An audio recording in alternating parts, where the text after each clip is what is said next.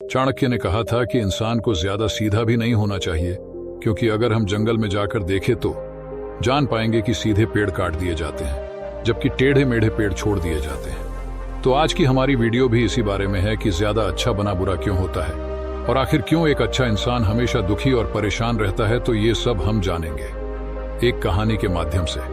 नमस्कार दोस्तों, आपका हमारे चैनल इस पे दिल से स्वागत है। एक बार एक व्यक्ति बौद्ध भिक्षु के पास आता है और कहता है, मास्टर, मैं एक बहुत ही सीधा और अच्छा व्यक्ति हूँ। इतना सीधा ही आपने आज से पहले ही मुझसे सीधा व्यक्ति देखा होगा।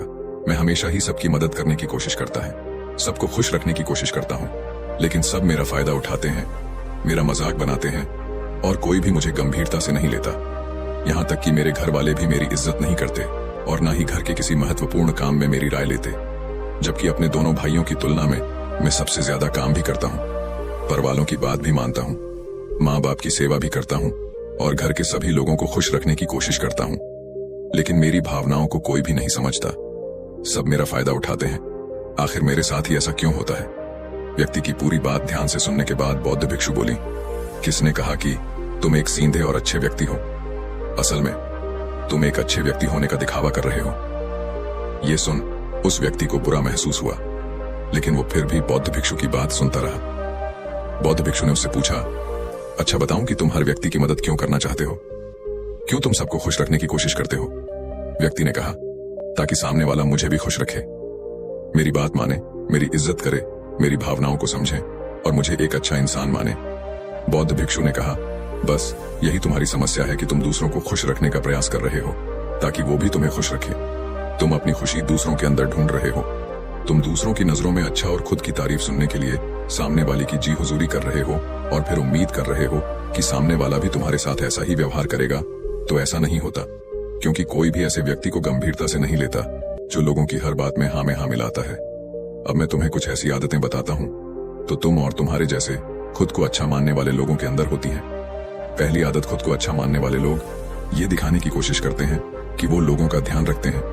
उन्हें लोगों की चिंता है, इसीलिए वह सबकी मदद करने पहुंच जाते हैं, फिर चाहे सामने वाले को उनकी मदद की जरूरत हो या ना हो। दूसरी आदत, खुद को अच्छा मानने वाले लोग दूसरों से खुद की तारीफ के भूखे होते हैं, इसीलिए वो ज्यादातर मौकों पर वही काम करते हैं जिससे सामने वाला खुश हो और उनकी तारीफ करे। अगर उन्हें लगता है कि किसी काम से सामने वाला नाराज हो जाएगा तो वह उस काम को हाथ तक नहीं लगाते।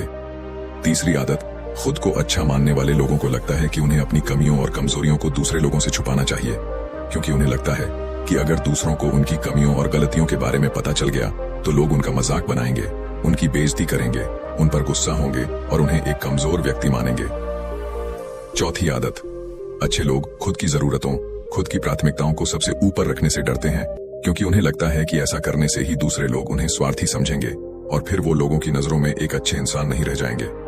पांचवी आदत, खुद को अच्छा समझने वाले लोग मानते हैं कि वो केवल तभी खुश रह सकते हैं जब उनके आसपास का हर इंसान खुश रहे, इसीलिए वो अपने आसपास के हर व्यक्ति को खुश रखने की कोशिश करते हैं। अब तुम्हें सुनने में लग सकता है कि इन आदतों में क्या बुराड़ है। सबका भला करना तो अच्छी बात है, लेकिन समस्या यह है कि खुद को अच्छा समझने वाले लोग असल में जैसे दिखते हैं वैसे होते नहीं, ये अंदर से कुछ और ही होते हैं। जैसे कि पहला, अच्छाई का दिखावा करने वाले लोग ज्यादातर मौकों पर ईमानदार नहीं हो, क्योंकि वो अच्छा बनने के चक्कर में दूसरों की बुराड़ को भी छिपा देते हैं। सामने वाले को कभी भी उसकी गलतियां नहीं बताते और केवल वही बोलते और करते हैं जिससे सामने वाला खुश रहे। दूसरा, खुद को अच्छा समझने वाले लोग दूसरों को खुश करने के पीछे इतने पागल होते हैं कि वो कई बार जरूरी और दूसरों के लिए महत्वपूर्ण बातों और कामों को भी उनसे छिपा कर रखते हैं और उन्हें बताते नहीं ताकि सामने वाला उनसे खुश रहे।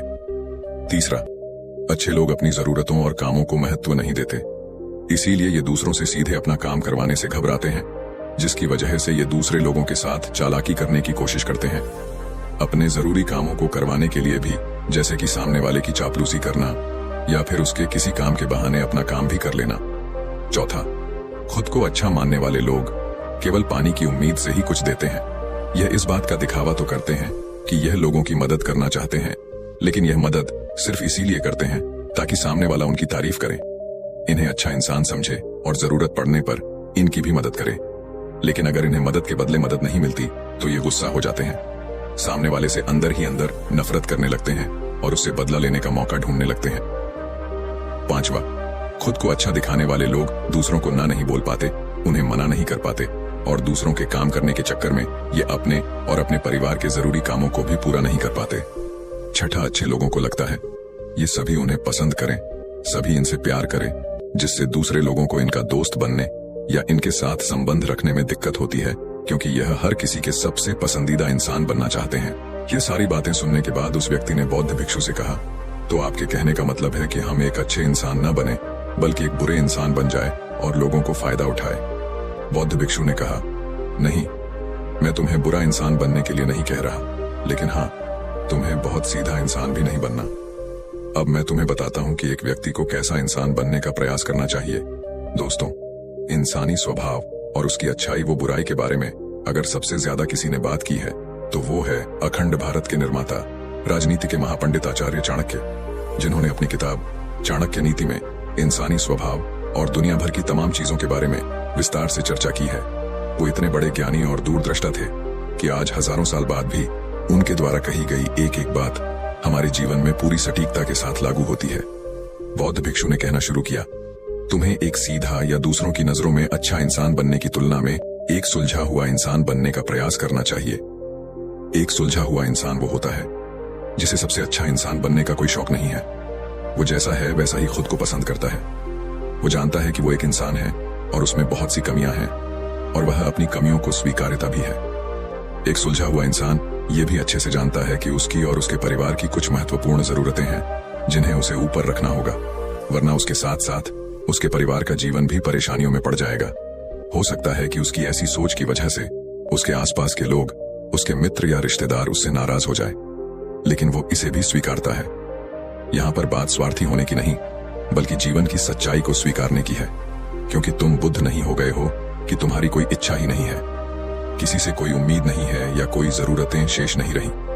तुम एक साधारण इंसान हो और एक साधारण इंसान की सोच के साथ अगर तुम सबको खुश रखने का प्रयास करोगे तो तुम हमेशा दुखी रहोगे, क्योंकि तुम्हारी भी सामने वाले से उम्मीदें बढ़ेंगी और जब वो उम्मीदें पूरी नहीं होंगी तो तुम दुखी हो जाओगे।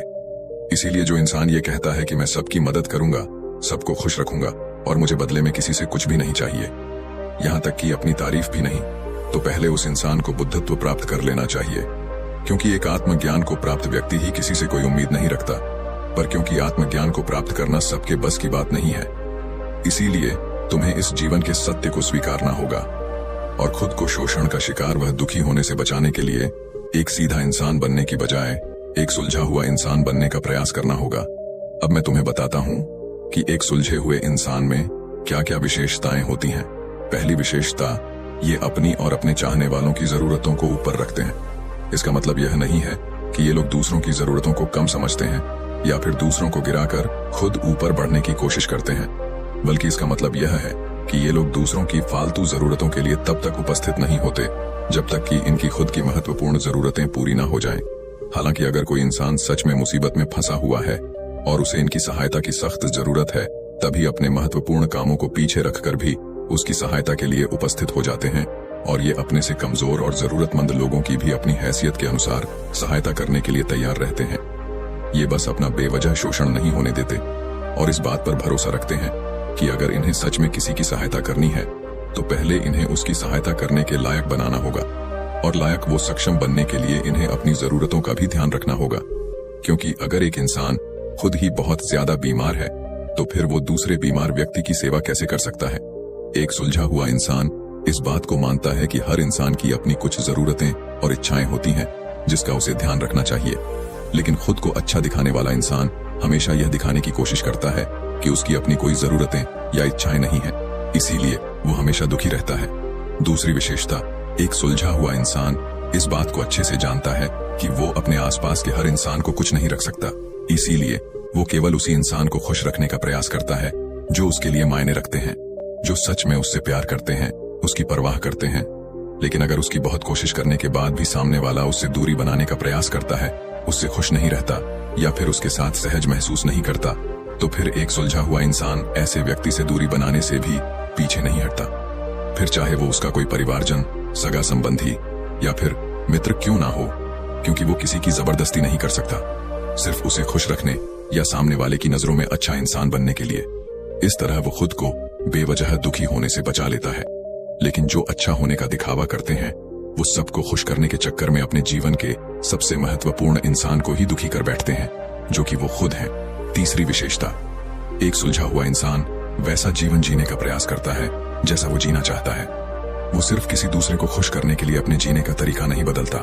इसका मतलब यह नहीं है कि उनके जीने का तरीका ऐसा है जिससे लोगों को समस्या हो। वो बस दूसरे क्या कहेंगे इस चक्कर में अपना मन मारकर नहीं रहता और खुलकर पूरे जोश और उत्साह के साथ अपना जीवन जीता है।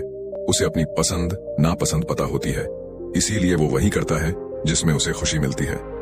उसे अच्छे से पता होता है कि वो कौन है, उसे अपने आप पे भरोसा होता है, इसीलिए उसे किसी इंसान की छोटी चापलूसी करके खुद को अच्छा दिखाने या खुद की तारीफ सुनने की जरूरत नहीं होती। जेन मिस्टर ने आगे कहा, अगर तुम अपने जीवन से संतुष्ट नहीं हो तो अपने आप से 2 प्रश्न पूछो। पहला, क्या मैं अपने लिए वो जिंदगी बना रहा हूं जो मैं असल में अपने लिए चाहता हूं? और दूसरा, अगर मैं नहीं बना रहा तो क्यों नहीं बना रहा? जब तुम इन दोनों सवालों के बारे में गहराई से विचार करोगे तब तुम जान पाओगे कि तुम अपनी मनचाही जिंदगी सिर्फ इसलिए नहीं बना पा रहे हो क्योंकि तुम दूसरों के सामने अच्छा बनने का प्रयास कर रहे हो, जिसकी वजह से तुम अपनी इच्छाओं और जरूरतों को प्राथमिकता नहीं देते हो और दूसरों को ही खुश करने में लगे रहते हो। इसीलिए अगर तुम एक खुशहाल और मनचाहे जिंदगी जीना चाहते हो तो एक सुलझा हुआ इंसान बनने का प्रयास करो, ना कि सीधा इंसान। इतना कहकर बौद्ध भिक्षु मौन हो गए। व्यक्ति को भी अब समझ आ चुका था कि उसे एक सुलझा हुआ इंसान बनना है, ना कि सीधा। उसने इतनी अमूल्य जानकारी के लिए बौद्ध भिक्षु का धन्यवाद किया और वहां से चला गया। दोस्तों, उम्मीद करता हूं कि आपको इस कहानी से बहुत कुछ सीखने को मिला होगा।